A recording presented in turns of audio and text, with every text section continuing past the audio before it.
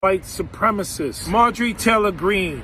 The January 6th protesters attacked the U.S. Capitol.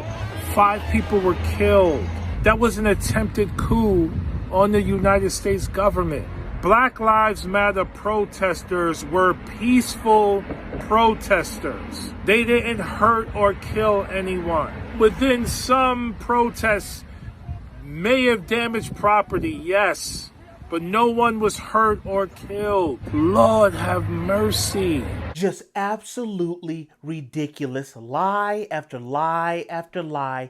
But it's no big deal because it never gets called out, never has to face the music or get called to the carpet. Before we get into this video, real quick, don't forget to like, subscribe, and if you could please share so we could get the message out there. Do you see this? And this is Jamaal Bowman. And he's had a problem with Marjorie Taylor Greene for quite some time. They had a couple different spats here and there. He's been yelling at a lot of other people and just acting like a straight fool. That's what this dude does, almost like a comedian, just nothing serious. And you can tell just in there that he's not serious. And we can just take it from the top. What does he address her as? A white supremacist. Here we go. Everybody. Now we have Vivek, right? He's a white supremacist. We have Larry Elder. He's the black face of white supremacy. So all we need is like an Asian, a Samoan. Let's just fill out the whole thing. Let's get the village people, right?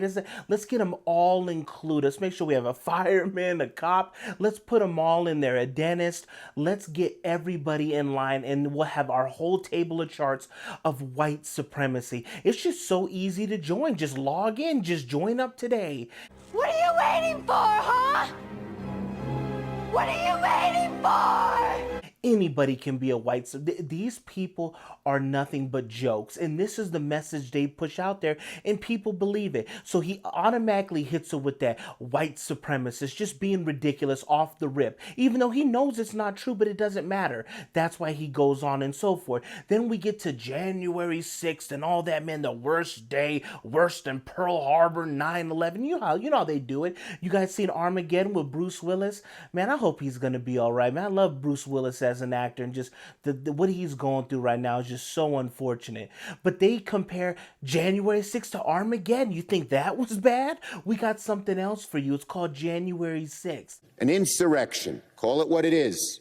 The insurrection, the day of all days, where 5 people were killed, and he knows that in itself is a lie. There was only one person killed, and that was Ashley Babbitt, right? That was the only person shot completely unarmed on the opposite side of the door.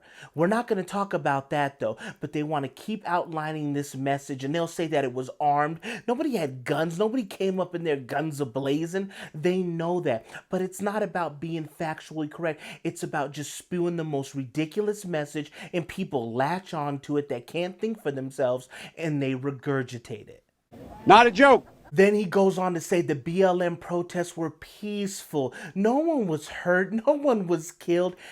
At the end of the day, he knows that he's lying. That all this is just lip service. It's BS that he pumps out. And remember that word BS because that's going to come into play a little bit later. But he knows that it's BS, but they constantly push this out. Oh, it's peaceful. You see, he found like 2 clips somewhere, like in some park somewhere, people just marching, sitting down, having signs. Oh, but what about all the other mayhem? We're going to ignore that, right? Nobody was hurt. Nobody was killed, really. What about David Dorn? Was he hurt? Does he remember him?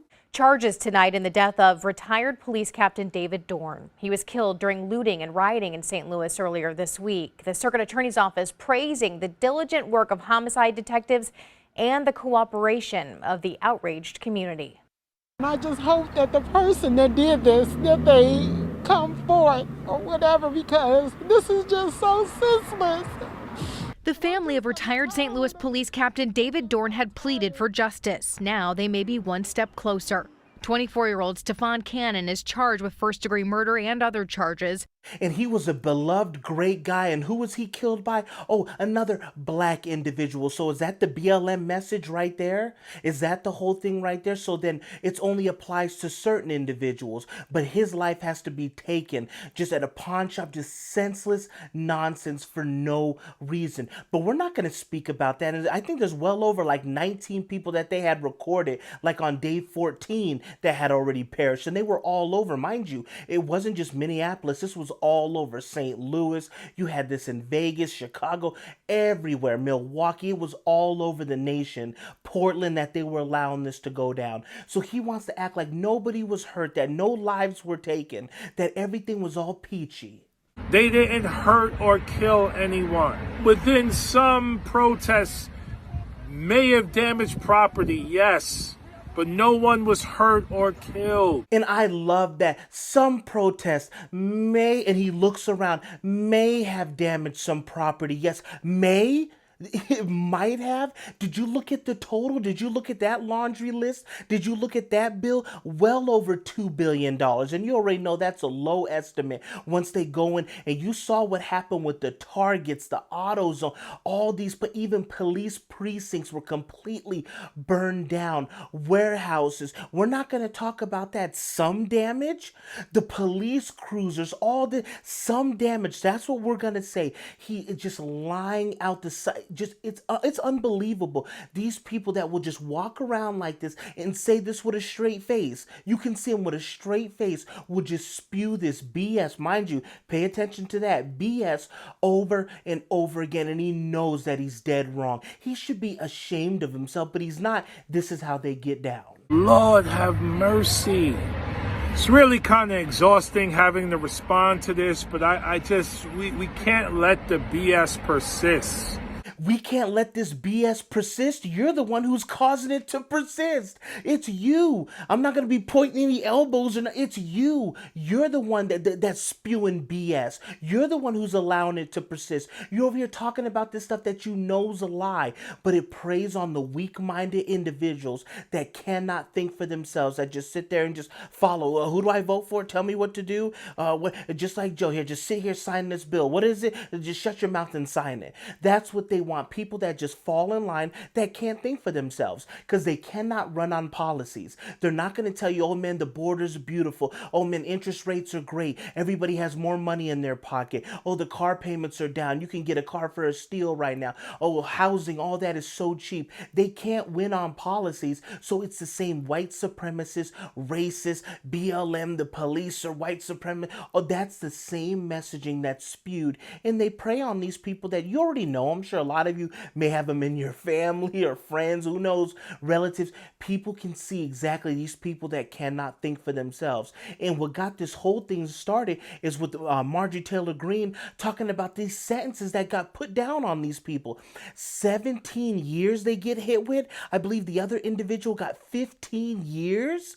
And I believe the first individual only spent about 20 minutes inside of the Capitol, and they throw the entire library at him. Are you kidding me?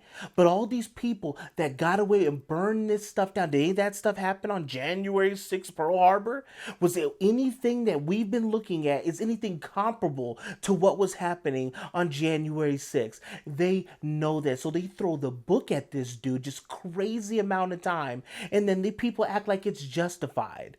Just a two-tier layer of system. But then you'll go and you'll say, look at Hunter, right? Oh, I'm going to throw this gun away behind a school, lie on the background for him. We all have to abide by it. If I did that, I have to do 10 to 15. I think it's at 15 years now. I would have to do that. But if you know the right people, you're in the right movement, you're on the right side, you know this and that. Oh, we're just going to mark it down to a misdemeanor. So you want people to follow laws, right? You want people to be law-abiding citizens and all that. But the people in the limelight don't even have to be held to the same standard. And that's what you're seeing right now with these crazy sentences. Is that they'll let out murderers and all these other people that convicted for these heinous crimes will be out on the street the very next day after committing them. But this person's that already spent all this time in jail in crazy, deplorable conditions is going to get 17 years.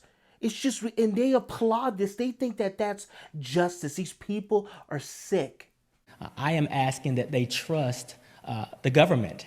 So tell me what you guys think about this, about somebody just going and he's no different than Adam Schiff and all these other people that you're seeing today, all these district attorneys and all that. They're all cut from the same cloth. They're all on one side, the same regurgitated BS message, because if you say it enough, you'll get some people to believe it. And that's what they think they're doing. But people are starting to wise up and think for themselves. And that's what we need. Don't listen to me. Don't listen to the news. Just think for yourself. You think for yourself, you'll be fine. And that's the key. It's simple as that. Thank you guys for tuning in. Thank you guys for watching. Don't forget to like, subscribe, and if you guys could please share. And I will catch you guys on the next one.